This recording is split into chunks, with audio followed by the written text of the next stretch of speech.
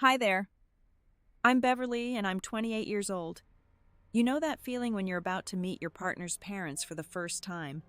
That mix of excitement and pure terror that makes your hands shake on the steering wheel. Well, that was me driving through the winding roads of Houston's most exclusive neighborhood, heading to my fiancé Richard's family mansion. I had spent weeks preparing for this moment, choosing the perfect outfit, rehearsing conversations in my head, and buying what I hoped was an appropriate gift. Little did I know that a simple act of kindness would lead me to discover something that would change everything I thought I knew about the man I was about to marry. Before I dive into what happened next, let me know where you're watching from and hit that like button if you've ever felt nervous about meeting your partner's parents for the first time. Trust me, you'll want to subscribe because this story takes a turn nobody saw coming. Working at a small marketing firm in Austin, Texas, I had always lived a pretty modest life. My apartment was cozy, my car reliable but nothing fancy, and my wardrobe consisted mainly of professional pieces I'd collected over the years. Richard, on the other hand, came from a completely different world. At 30 years old, he was already making waves in the real estate industry, handling multi-million-dollar deals like they were everyday transactions. We'd been together for 2 years, and 3 months ago, he'd proposed with a ring that probably cost more than my annual salary. The engagement had been a whirlwind of planning and excitement, but underneath it all, I couldn't shake the feeling that I was stepping into a life I wasn't sure I belonged in.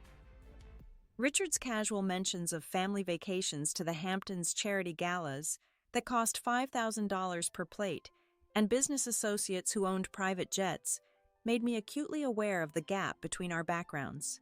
My family was solid, middle-class, hard-working people who valued honesty and kindness above material wealth. My dad worked construction.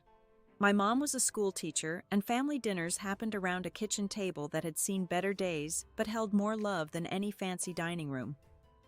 When Richard first mentioned that I should meet his parents, I knew it was a big step. He'd been putting it off, claiming they were always traveling or busy with business commitments. But finally the day had arrived, and I'd spent the morning getting ready with the kind of care usually reserved for job interviews or court appearances.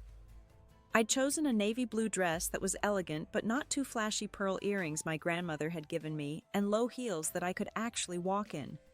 For their gift, I'd selected a beautiful orchid arrangement and a bottle of wine that had required some serious research to ensure it was appropriate for people who probably had wine cellars worth more than my car. The drive from Austin to Houston usually took about 3 hours, and I'd left early to account for traffic and the possibility of getting lost in the maze of wealthy neighborhoods where Richard's family lived. During that drive, my phone had buzzed with a call from Richard reminding me how important this meeting was to him.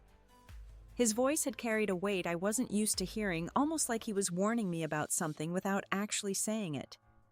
He'd emphasized how much his family valued certain qualities in people, how they'd had disappointing experiences with people who weren't quite what they seemed. At the time, I'd assumed he was just nervous about the meeting going well, but looking back, those words carried more significance than I realized.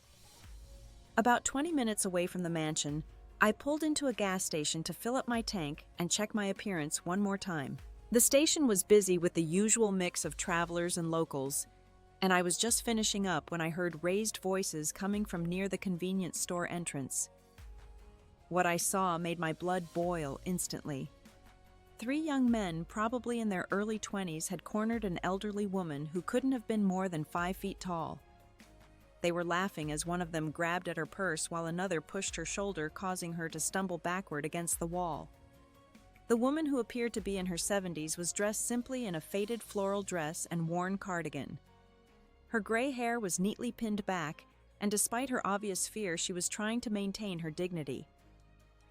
She clutched her small black purse tightly to her chest, while the young men continued their harassment, making cruel comments about her appearance and demanding she hand over whatever money she had. Other customers hurried past, either not noticing or deliberately avoiding getting involved. For a moment, I stood frozen by my car, my mind racing between 2 competing thoughts. I was already running close to my scheduled arrival time at Richard's parents' house, and showing up late would definitely not make the best first impression. but watching this sweet old lady being terrorized by these bullies triggered something deep inside me that I couldn't ignore. My parents had raised me to stand up for people who couldn't stand up for themselves regardless of the personal cost. Taking a deep breath, I marched over to where the confrontation was taking place. My heart was pounding, but I kept my voice steady as I approached the group. "Excuse me, but I think you need to leave this lady alone right now." The three men turned to look at me with expressions ranging from amusement to annoyance. The tallest one, wearing a backwards baseball cap and torn jeans, stepped toward me with a smirk that made my skin crawl. "Mind your own business, lady. This doesn't concern you," he said, his voice dripping with arrogance. But I could see the elderly woman's grateful eyes behind him, and that was all the encouragement I needed. I pulled out my phone and held it up prominently. Actually, it becomes my business when I'm calling the police to report assault and attempted robbery. I'm sure they'd love to see the security footage from this place. The mention of police and security cameras seemed to shift the dynamic immediately. The three men exchanged glances, and I could see their confidence wavering. Just then, a couple of other customers had stopped to watch, and the gas station attendant had come out to see what was happening. Suddenly, what had seemed like an easy target situation for them had become very public and very risky. "Whatever, this isn't worth it," muttered one of them, and they began backing away. "Crazy old bat probably doesn't have any money anyway," the leader added as a parting shot before they hurried off toward a beat-up sedan parked at the edge of the lot. I immediately went to the elderly woman who was still pressed against the wall, breathing heavily. "Are you okay? Did they hurt you?" I asked gently, placing a reassuring hand on her arm. She looked up at me with the kindest blue eyes I'd ever seen, eyes that held both gratitude and a wisdom that comes from years of experience. "Oh dear, thank you so much," she said in a soft voice that carried just a hint of a southern accent. "I'm perfectly fine, just a bit shaken. Those young men seemed so angry about something." She straightened her cardigan and adjusted her purse strap with the kind of grace that spoke of someone who had faced difficult situations before. "I'm Margaret, by the way. Margaret Williams." I helped steady her as she gathered herself, making sure she wasn't injured. "I'm Beverly. Are you sure you're okay? Do you need me to call someone for you?" Margaret smiled warmly and patted my hand in a maternal gesture that reminded me of my own grandmother. "You're very kind, dear. I was just thinking I should find somewhere to sit down and have a cup of coffee to settle my nerves. Would you like to join me? I'd love to buy you something as a thank you." Her offer was so genuine and sweet that I felt terrible having to decline, but the clock on my phone showed I was already cutting it close for my appointment with Richard's family. "I'm so sorry, Margaret, but I have to get somewhere very important. I'm meeting my fiancé's parents for the first time, and I'm already running a bit behind." I felt guilty leaving her, but she assured me she would be fine and had family she could call if needed. After making sure she was safely inside the convenience store and had the attendant's attention, I reluctantly returned to my car, my mind still focused on the kind woman I'd just helped. As I continued driving toward Richard's family neighborhood, I couldn't stop thinking about Margaret and hoping she would be all right. The encounter had left me feeling both proud of my decision to help and anxious about being late. I tried calling Richard to let him know I might be a few minutes behind schedule, but his phone went straight to voicemail. The closer I got to the address he'd given me, the more intimidated I became by my surroundings. The neighborhood was like something out of a magazine, with sprawling estates hidden behind elaborate gates and perfectly manicured landscapes that probably cost more to maintain than most people's annual salaries. Each property seemed to compete with the next in terms of grandeur, featuring circular driveways, fountain displays, and architectural styles that ranged from modern minimalist to classical European. The streets were wide and immaculately clean, lined with mature oak trees that created a canopy overhead. When I finally reached the address Richard had given me, I had to double-check the numbers to make sure I was in the right place. The mansion before me was absolutely breathtaking, a stunning example of Georgian colonial architecture, with white columns, red brick walls, and black shutters that looked like they belonged in a historical society brochure. The circular driveway was large enough to accommodate a dozen cars, and the landscaping featured meticulously trimmed hedges, colorful flower beds, and a three-tiered fountain that served as the centerpiece. Richard was waiting for me at the front entrance, and I could immediately tell from his expression that he wasn't pleased about my timing. He was dressed impeccably in a navy suit that probably cost more than my monthly rent, and his usually warm smile was replaced with a tight, controlled expression. "Beverly, you're 15 minutes late," he said as I got out of my car, his tone carrying a hint of reproach that I'd never heard before. "I'm sorry, Richard. There was a situation at the gas station, and I had to help someone who was in trouble." I briefly explained what had happened with Margaret, expecting him to understand and maybe even be proud of my actions. Instead, his frown deepened and he glanced nervously toward the house. "You need to understand that punctuality is very important to my family. First impressions matter tremendously, and being late sends the wrong message about your priorities." His words stung more than I expected, and I found myself wondering when Richard had become so focused on appearances over substance. The man I'd fallen in love with would have been concerned about the elderly woman I'd helped, not worried about a 15-minute delay. He led me up the marble steps to the front door, which was an imposing piece of dark wood with brass fixtures that gleamed in the afternoon sunlight. "My father is William Richardson, and he's used to people being on time for business meetings and social appointments. My mother is Catherine, and she values politeness and proper etiquette above almost everything else. Just be yourself, but remember that they're judging whether you're suitable for this family." The words, "judging whether you're suitable," echoed in my mind as we entered the foyer, which was more like the lobby of a five-star hotel than the entrance to someone's home. The ceiling soared at least 20 feet high, featuring an elaborate crystal chandelier that cast rainbow patterns on the white marble floors. Oil paintings and gilded frames lined the walls, and fresh flower arrangements that probably cost more than my weekly grocery budget adorned antique tables positioned throughout the space. Richard guided me through a hallway lined with family portraits and into a formal living room that looked like it had been professionally decorated by someone with unlimited resources. The furniture was all antiques, upholstered in rich fabrics that coordinated perfectly with the silk wallpaper and Persian rugs.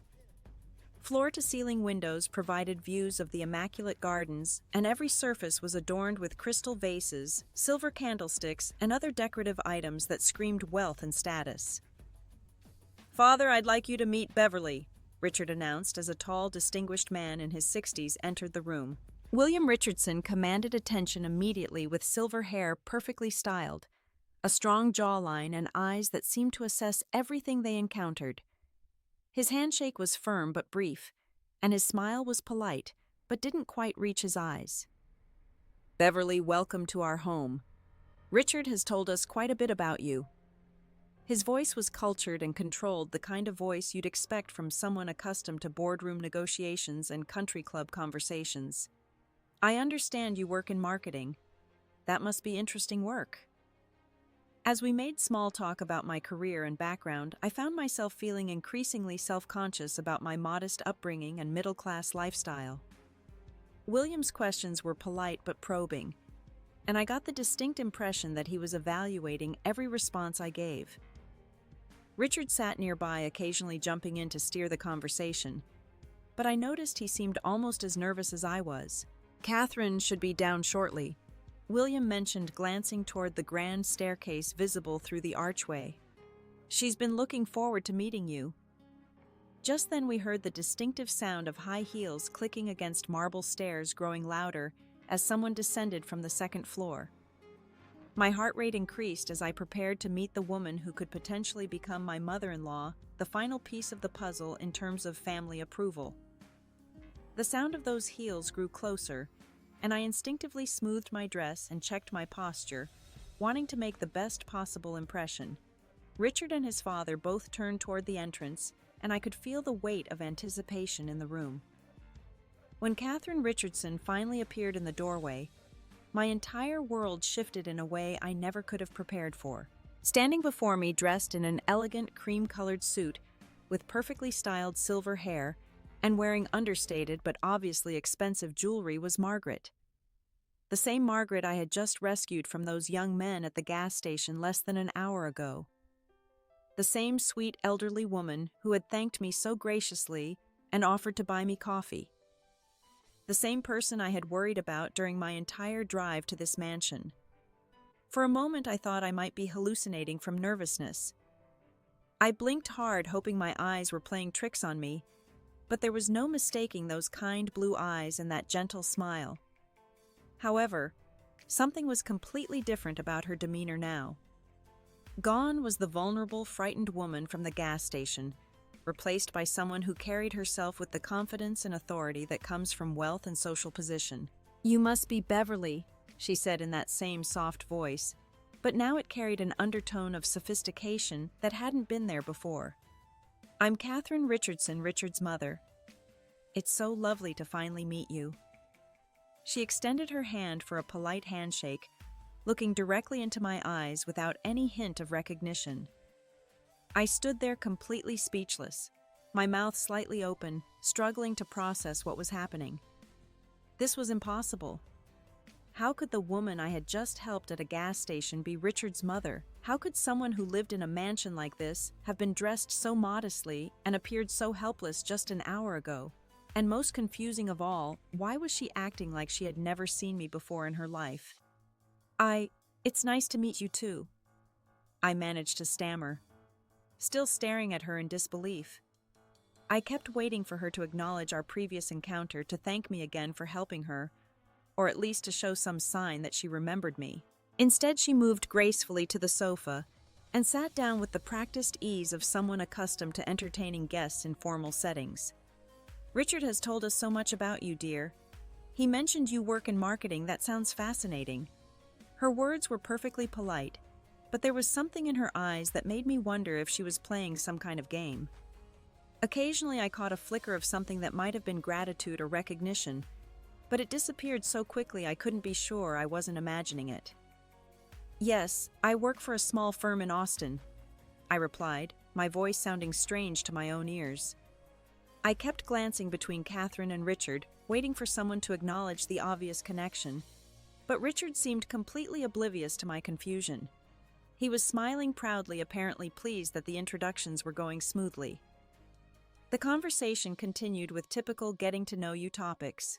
Catherine asked about my family, my education, my interests, and my relationship with Richard. All perfectly normal questions that any potential mother-in-law might ask, but the entire time I felt like I was living in some kind of alternate reality. How could she sit there acting like a complete stranger when I had literally rescued her from being mugged just over an hour ago? During dinner, which was served in a dining room that looked like it belonged in a European palace, I found myself studying Catherine's every gesture and expression. The woman who had seemed so fragile and helpless at the gas station now commanded the dinner conversation with ease, discussing art exhibitions, charity fundraisers, and social events with the fluency of someone deeply embedded in high society circles. "Beverly, you seem quite distracted this evening," William observed during the main course. "I hope everything is all right." His comment snapped me back to attention, and I realized I had been staring at Catherine rather than participating in the conversation. "I'm sorry, I'm just a bit overwhelmed by how beautiful your home is," I lied, forcing a smile. "Everything is so elegant and impressive."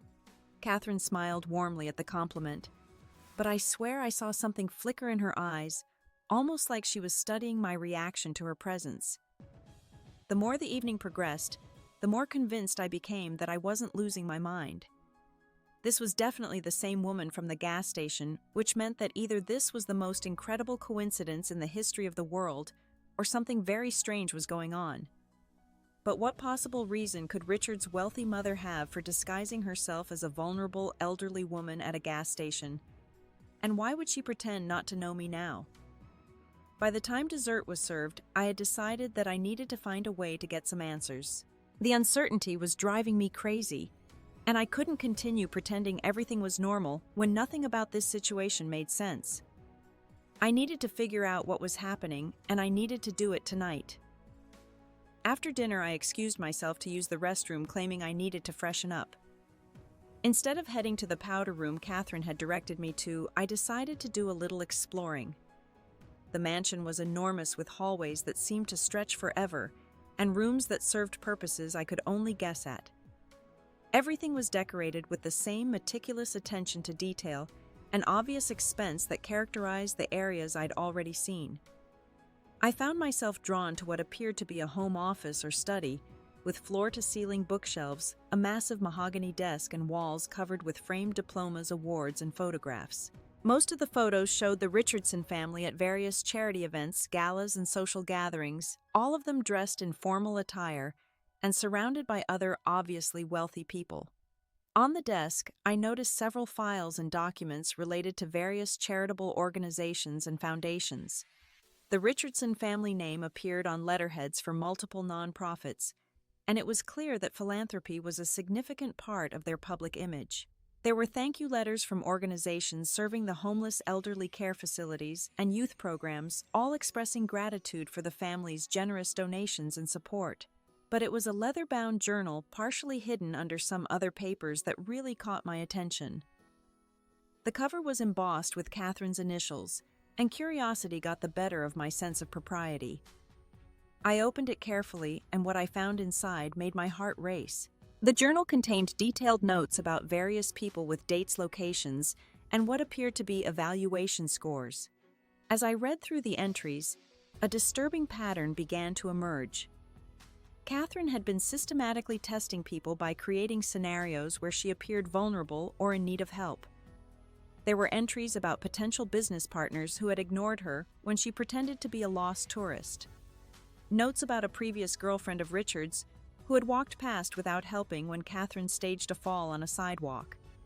Comments about family friends who had failed to offer assistance when she pretended to have car trouble. Each entry included detailed observations about the person's character, their willingness to help strangers, and their overall moral fiber. Those who passed the tests received glowing evaluations and continued relationships with the family.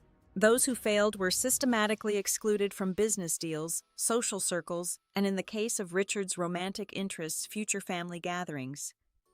The most recent entry, dated just 3 hours ago, was about me. Catherine had written about the incident at the gas station, describing how I had intervened to help her despite being late for an important appointment. She noted my genuine concern for her welfare, my politeness toward her after the confrontation, and my refusal to accept any reward for my actions. At the bottom of the entry, she had written, "Passed. Recommend full family acceptance." I felt sick to my stomach as the full scope of what had happened became clear. The entire encounter at the gas station had been an elaborate setup designed to test my character without my knowledge or consent. Catherine had deliberately put herself in that situation, probably with the help of accomplices playing the role of attackers, all to see how I would react. Everything about my response was being evaluated and judged according to criteria I didn't even know existed. But what made it even worse was the realization that Richard had to know about this. There was no way something this elaborate could happen without his awareness, which meant the man I was planning to marry had been complicit in manipulating and testing me like some kind of lab rat. I thought about all the conversations we'd had about his family, all the warnings about making good impressions, and I realized he had been preparing me for a test I didn't know I was taking. The sound of footsteps in the hallway snapped me back to reality, and I quickly closed the journal and moved away from the desk. I needed to get back to the group before anyone noticed how long I'd been gone, but now I had to figure out what to do with this devastating information. Should I confront Catherine about the deception? Should I demand answers from Richard? Or should I simply leave and try to process what I'd learned? One thing was certain. I couldn't continue sitting in that living room making polite conversation with people who had been manipulating me from the moment I arrived. The anger was building inside me like pressure in a steam kettle, and I knew it was only a matter of time before it exploded.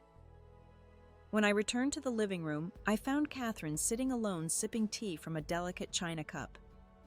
Richard and his father had apparently stepped outside to discuss some business matter, leaving us with a few minutes of privacy. This was exactly the opportunity I needed, and I wasn't going to waste it. Catherine, I think we need to talk, I said, my voice steady despite the anger coursing through my veins. She looked up at me with those same kind blue eyes, but now I could see the intelligence and calculation behind them that I had missed before. Of course, dear. What's on your mind? She replied, setting down her teacup with practiced elegance. But I could see a slight tension in her shoulders that told me she knew exactly what this conversation was going to be about. Let's start with the gas station incident from earlier today. You know, when I helped defend a helpless elderly woman from some young thugs, ring any bells? I sat down across from her, maintaining direct eye contact and waiting for her response. For just a moment, Catherine's composed facade cracked, and I saw a flicker of something that might have been surprise or perhaps admiration. Then she smiled, and it was a completely different smile than any I'd seen from her all evening. This one was genuine, warm, and filled with a kind of maternal pride. I was wondering when you would figure it out, she said, her voice taking on a tone that was both apologetic and pleased. You're much more observant than most people who've sat in that chair. She gestured to where I was sitting, and I realized that this conversation had probably happened before with other people in my exact position. So you admit it was all fake? The whole thing was just some kind of elaborate test? I could feel my voice rising, and I had to consciously work to keep it under control. You put yourself in what appeared to be a dangerous situation, manipulated me into helping you, and then pretended not to know me when I walked into your home. Catherine nodded slowly, and for the first time all evening, she looked somewhat ashamed of her actions. Yes, it was a test. It's something I've been doing for years with anyone who wants to become part of this family, whether through business relationships, friendships, or romantic connections with my children. And Richard knows about this, I asked, though I already knew the answer from what I'd read in her journal. Richard knows that I have methods for evaluating people's character, yes. He doesn't always know the specific details of how or when the tests occur, but he understands that I take the protection of this family very seriously. She leaned forward slightly, her expression becoming more earnest. Beverly, you have to understand that when you have wealth and social position like ours, you become a target for people who don't have genuine intentions. I stood up abruptly, pacing to the window and staring out at the perfectly manicured gardens. So you think that gives you the right to manipulate people, to put them through elaborate deceptions without their knowledge or consent? I turned back to face her, and I could see that my reaction was not what she had expected. I've had experiences with people who seemed wonderful until they showed their true colors, Catherine continued, apparently believing she could justify her actions. I've seen business partners steal from us friends, betray our confidences for social gain and romantic interests, who were only after money and status. These tests help me identify people's real character before they have the opportunity to hurt my family. But don't you see how fundamentally wrong this is? I asked, my voice filled with disbelief. You're not just testing character, you're testing people's willingness to be decent human beings in situations you've artificially created. You're manipulating them into revealing parts of themselves without giving them the choice to do so honestly. Catherine looked genuinely puzzled by my objection, as if the ethical problems with her approach had never occurred to her. But you passed the test, Beverly. You showed exactly the kind of character we value in this family. You put yourself at risk to help someone you thought was in trouble. You didn't expect anything in return, and you were genuinely concerned about my welfare, even when it made you late for this important meeting. That's not the point, I exclaimed, my carefully maintained composure finally cracking. The point is that you had no right to test me in the first place. If you wanted to know about my character, you could have asked Richard, you could have spent time getting to know me naturally, or you could have simply trusted his judgment about the woman he chose to marry. Just then, Richard and his father returned from their outdoor conversation, immediately sensing the tension in the room. Richard looked back and forth between his mother and me, his expression growing concerned as he realized something significant had happened during his absence. Is everything all right in here? He asked, carefully approaching us with the caution of someone walking into a minefield. Actually, no, everything is not all right, I replied, turning to face the man I had been planning to spend the rest of my life with. I just discovered that your mother has been testing me like some kind of laboratory specimen, and apparently you knew about it. Richard's face went pale and he glanced quickly at his mother before returning his attention to me. Beverly, I can explain. Can you, I interrupted, can you explain why you thought it was acceptable to manipulate me? Can you explain why you didn't warn me that I was being evaluated according to criteria I didn't know existed? Can you explain why you allowed your mother to deceive me and then lie to my face about knowing me? William, who had been standing quietly by the doorway, stepped forward with the air of someone accustomed to managing difficult situations. Beverly, perhaps you're overreacting to what is simply a family tradition of being cautious about new relationships. Overreacting. I turned to face him, my anger now fully unleashed. Your wife staged a fake assault, manipulated me into helping her, and then pretended not to know me. Your son was complicit in this deception, and you think I'm overreacting by being upset about it. Richard moved closer to me, his hands outstretched in a placating gesture. Beverly, please calm down.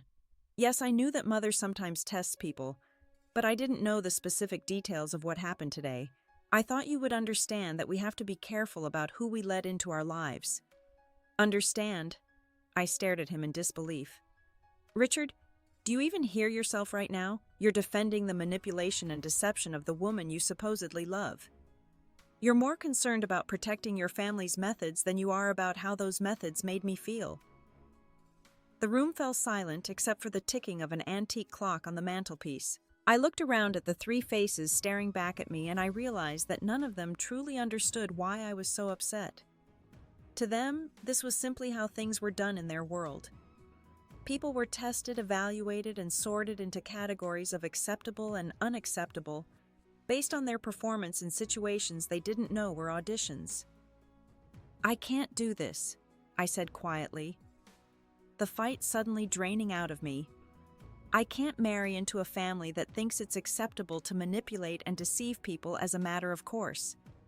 I can't spend the rest of my life wondering what other tests I'm being subjected to without my knowledge. I reached into my purse and pulled out the engagement ring Richard had given me 3 months earlier. The diamond caught the light from the chandelier, sparkling brilliantly as I held it out to him. I'm sorry, Richard, but I can't marry someone who thinks this kind of behavior is acceptable. Richard's eyes widened in shock, and he made no move to take the ring. Beverly, you're being hasty. We can work through this. Maybe we can change how things are done in the future. No, Richard. This isn't about changing future behavior. This is about fundamental differences in how we view honesty, respect, and trust in relationships. I could never trust that our relationship was genuine after discovering that it began with deception and manipulation. I placed the ring on the coffee table between us and headed toward the foyer with the 3 Richardsons following behind me. At the front door, I turned back to face them one last time. Catherine, you may have thought you were protecting your family, but what you were really doing was teaching them that it's acceptable to treat people as objects to be tested rather than human beings to be respected. And Richard, I hope someday you find someone who's willing to accept being manipulated as the price of admission to your family, because that person isn't me. 6 months later, as I sit in my new apartment in Denver, Colorado, I can honestly say that walking away from Richard and his family was one of the best decisions I've ever made. The immediate aftermath was difficult, of course. I had to cancel wedding plans, return gifts, and explain to friends and family why the engagement had ended so suddenly. But with each passing day, I became more convinced that I had made the right choice. The move to Denver came about through a job opportunity that seemed almost too good to be true.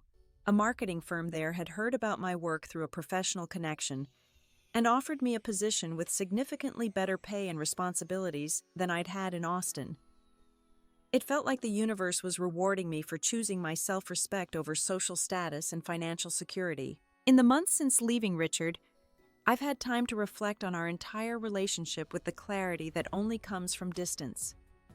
I realize now that there had been red flags all along that I had chosen to ignore or rationalize away.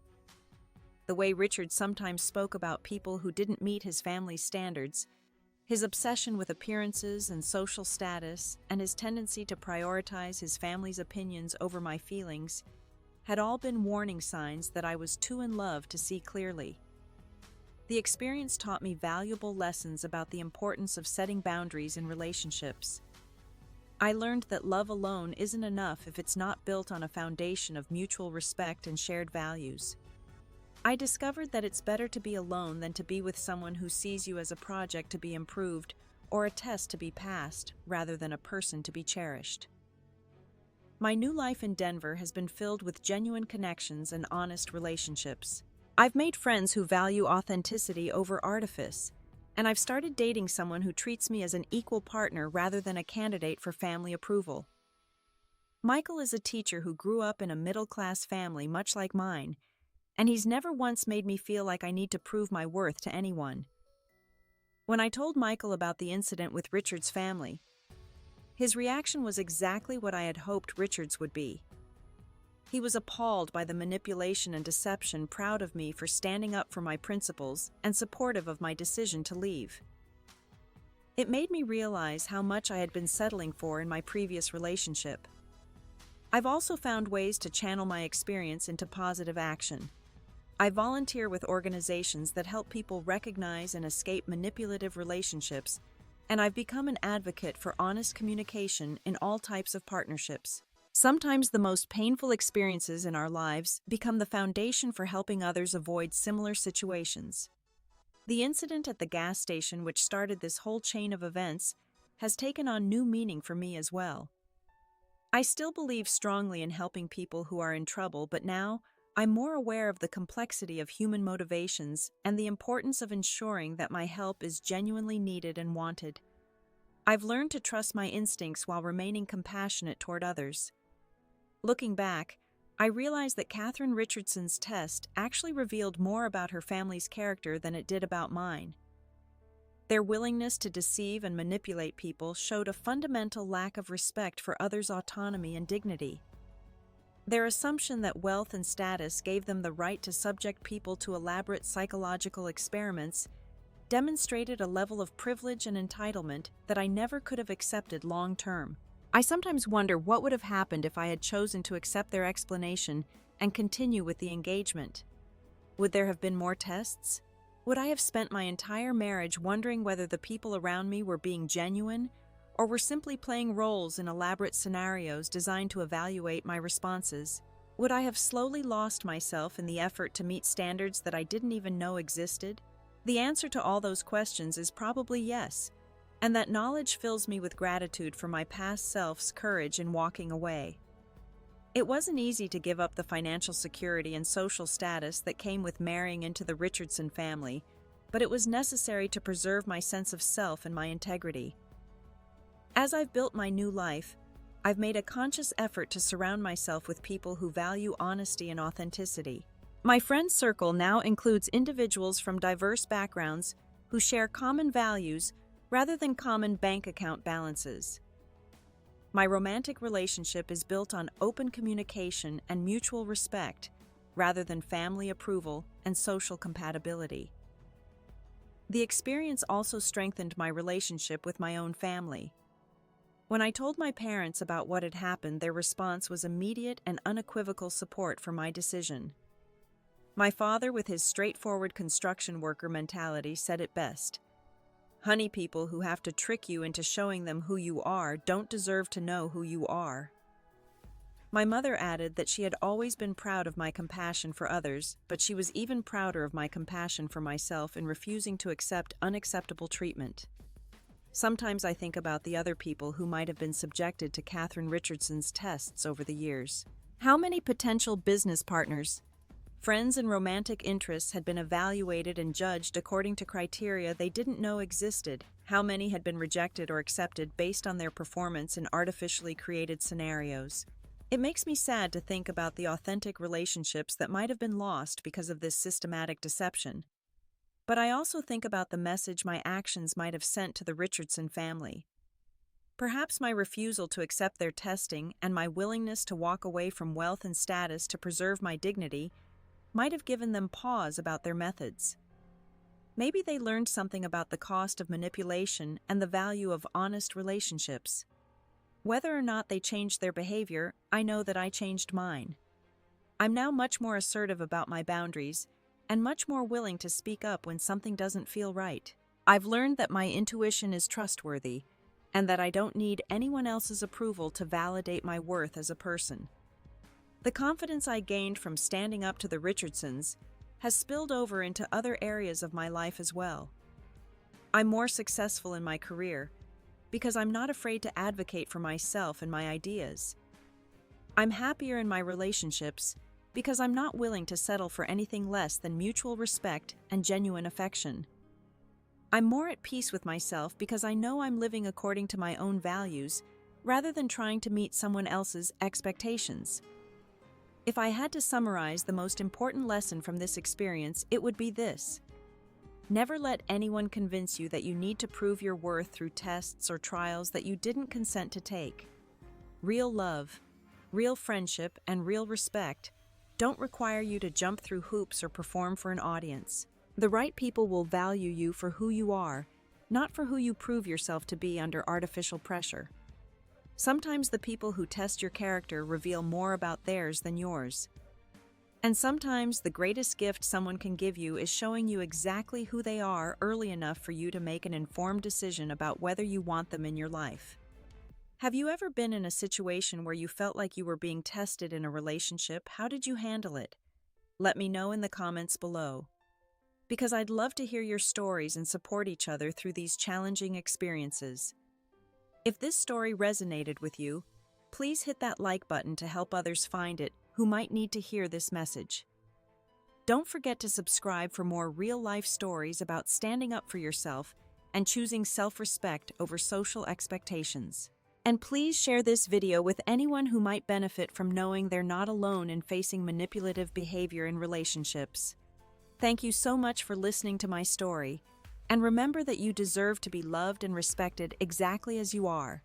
Until next time, keep choosing authenticity over approval and never let anyone convince you that love requires you to sacrifice your dignity.